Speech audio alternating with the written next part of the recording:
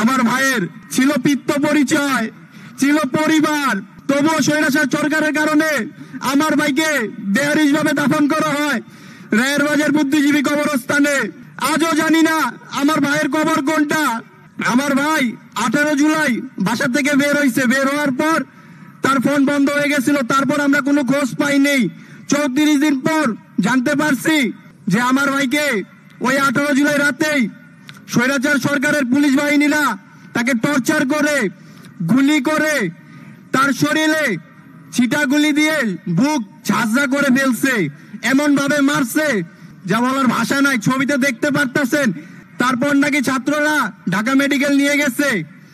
আর আমার ভাইকে তারপরে 5 দিন পর আপনার 23 জুলাই শাহবাগ থানার মাধ্যমে নিয়ে গেছে আঞ্জুমান নফিদুল ইসলাম, আর 24 জুলাই দাফন করছে রায়ের বাজার বুদ্ধিজীবী কবরস্থানে।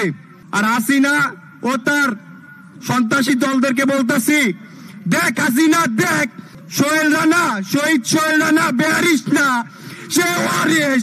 হাসিনা তুই দেখ, তুই দেখতেছিস না আমারে? আমার ভাই বেয়ারিস না, ওয়ারিস। আমার ভাইয়ের কবর চাই। আজও জানি না আমার ভাইয়ের কবর কোনটা। আমার ভাই বেয়ারিস না, ওয়ারিস। আমি এই বাংলাদেশের মানুষদেরকে বলতে চাই, আমার ভাই বেয়ারিস না, ওয়ারিস। শহীদ সোহেল রানা বেয়ারিস না, ওয়ারিস।